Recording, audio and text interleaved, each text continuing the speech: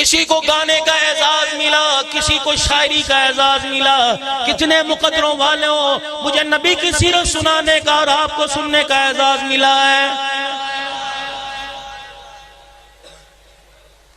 ابو جہل جیسے سردار کی طاقت نہیں تھی حضور پر درود شریف پڑھ سکے، چچا ابو لہب نہ پڑھ سکا، ابو طالب نہ پڑھ سکا، مکے کے بڑے بڑے کفار نہ پڑھ سکے، کہ تو تجھے مجھے اعزاز دیا، پھیری لگانے والا، جوتی گانٹنے والا، وہ لوگوں گاڑی کے اندر سفر کرنے والا، گاڑی چلانے والا، کلمہ پڑھنے والا، صبح شام اپنے آقا پر درود و سلام پڑھ رہا ہے۔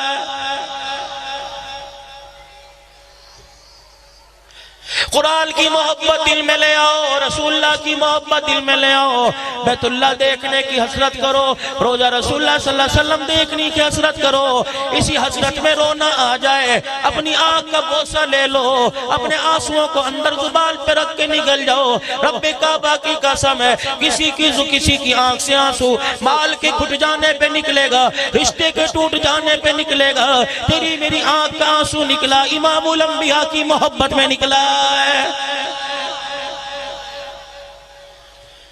علماء اکرام فرما گئے، چار چیزیں اللہ نے جس سے چھین لی سمجھ لو اس کی دنیا برباد ہو گئی۔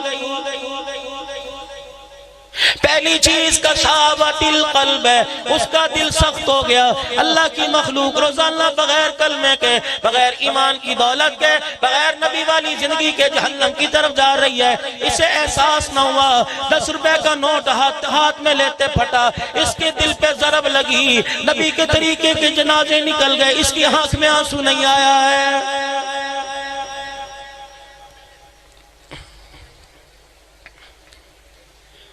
پاکستان کی تعمیر و ترقی پہ بعد میں رونا، کشمیر کی آزادی پہ بعد میں رونا، او لوگو پیسہ نہ ملے بعد میں رونا، پہلے سجدے میں پڑھ کے رو الہ العالمین۔ ہم تو نبی کے نائب بن کے آئے تھے، حضور والی زندگی کو ہم تو ساری دنیا کے اندر پھیلانے آئے تھے۔ جوتی گانٹنا اعزاز نہیں، ختم نبوت کے صدقے کار نبوت کو پوری دنیا کے اندر عام کرنا اعزاز ہے۔ او لوگو اپنا کھویا ہوا مقام واپس لے لو۔ جو مال والا قبر میں جائے گا حساب ہوگا، دکان والا جائے گا حساب ہوگا۔ قسم اللہ کی عزت کی، قبر کے اندر جو نبی والے کام والا جائے گا اس کا حساب نہیں ہوگا۔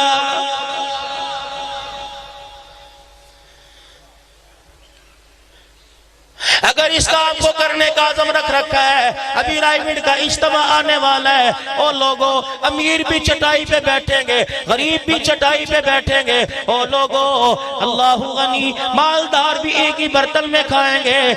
امیر غریب بھی ایک ہی سب میں کھڑے ہو کے نماز پڑھیں گے۔ ہر ایک کی سوچ ہوگی، ہر ایک کی ایک ہی فکر ہوگی، ہر ایک کی ایک ہی قرن ہوگی کہ میری زندگی بھی خاص بن جائے، سارے انسان جہنم سے بچ کر جنت میں جانے والے بن جائے۔ رب کائنات کی قسم ہے، یہ حکومتوں کی سوچ نہیں ہے، نبیوں کی سوچ ہے۔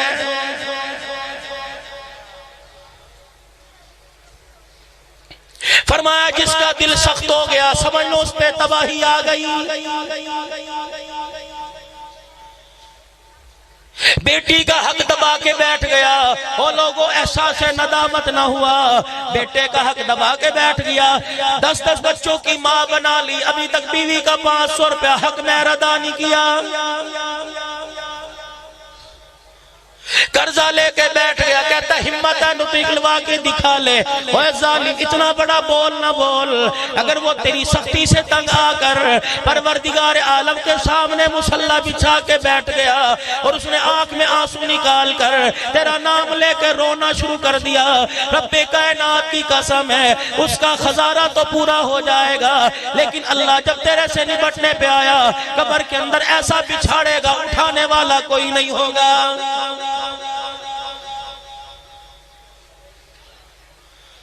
آج ہماری نمازوں کا، ہمارے سجدوں کا ہماری زندگی پہ اثر کوئی نہیں، قرآن پاک کے 3 پارے پڑھے جا رہے ہیں، زندگی پہ اثر کوئی نہیں، تسبیحات کی جا رہی ہیں، زندگی پہ اثر کوئی نہیں۔ اور کیسے اثر ہوگا؟ آج اولاد نافرمان ہے، بچے نافرمان ہے، کنبہ برادری نافرمان ہے، اور لوگ باپ ہو کے مظلوم بنا ہوا، اماں ہو کے نوکرانی بنی ہوئی، بھائی دکان پر پھیری لگا رہا ہے، چھاوڑی لگا رہا ہے، دکان پہ جھاڑ نہیں مار رہا ہے، بھائی کی غریبی کا احساس کوئی نہیں۔ او لوگوں، خدا کے واسطے نماز کا نور، سجدوں کا نور، قرآن کی تلاوت کا نور اس وقت آئے گا جب میرے گھر سے حرام کا دروازہ بند ہو جائے گا۔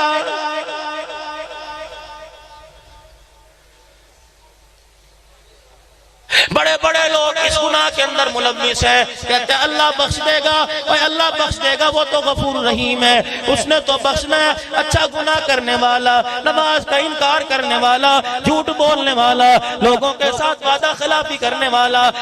بہانے سے لوگوں کا مال بٹور لینے والا، ایسے آدمی کو اللہ بخش دے گا تو حسین کو تلواروں کے سائے میں سجدہ کرنے کی کیا ضرورت تھی؟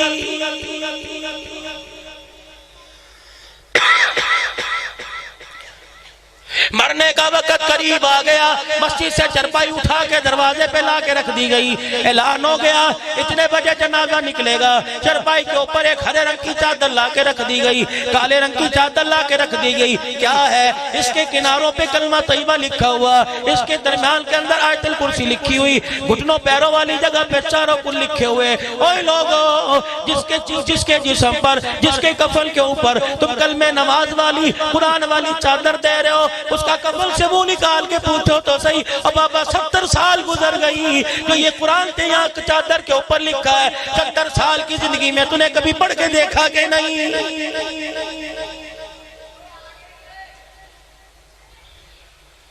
تم نے یہاں سے سائیوال کا سفر کرنا ہو تیاری کرو گے، بکاڑے جانا ہو تیاری کرو گے، اور لوگوں چیچا وطنی جانا ہو تیاری کرو گے، 10 میل کے فاصلے پہ جانا ہو تیاری کرو گے۔ ہر سفر کے لیے تیاری پہلی ہوتی ہے، لیکن اتنی نادانی والی زندگی، اتنی نافرمانی بے پرواہی والی زندگی، اور لوگوں 10 میل کا سفر کر رہا ہے، تیاری پہلے ہو رہی ہے، موت کا اتنا لمبا سفر کر رہا ہے، اس کے لیے تیاری کوئی نہیں۔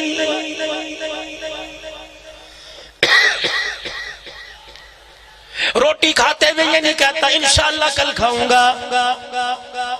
گندے کپڑے اتارتے وقت کیوں نہیں کہتا آج رہنے دو کل نئے پہنوں گا، اور نماز پڑھتے ہوئے انشاءاللہ کل پڑھوں گا، روزہ رکھتے ہوئے انشاءاللہ اگلے سال رکھوں گا، کل سے توبہ کر لوں گا، کل سے سود سے توبہ کر لوں گا۔ کل کس نے دیکھی؟ اگر آج موت آ گئی، رب کائنات کی قسم قبر میں جانا مشکل ہو جائے گا۔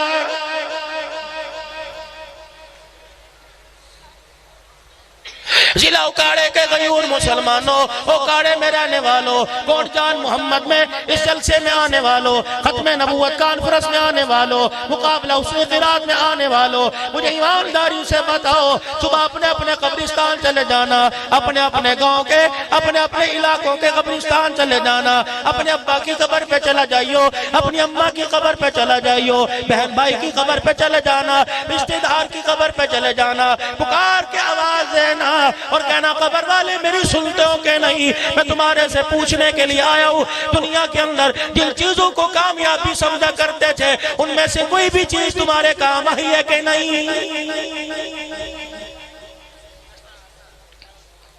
باپ بولے گا، ماں بولے گی، قبر کی مٹی بتائے گی، سون کے دیکھ لیو فضا بدلی ہوگی، خوشبو بدلی ہوگی، قبر کی مٹی بدلائے گی۔ رب کعبہ کی قسم ہے، جن چیزوں کو دنیا میں کامیابی سمجھا کرتے تھے، جن کے لیے صحت گوا دی، جن کے لیے بچوں کا مستقبل گوا دیا، جن کے لیے بچوں کو چھوڑ کے 10 سال کے لیے پردیس چلے گئے، مال سمجھا کام آئے گا، اولاد سمجھی کام آئے گی، دن دنیا دولت سمجھی کام آئے گی، لیکن جب کفن کے اندر آئے اور قبر کے اندر آئے تو پتہ لگا دنیا کی ساری چیزیں دھوکہ ہے۔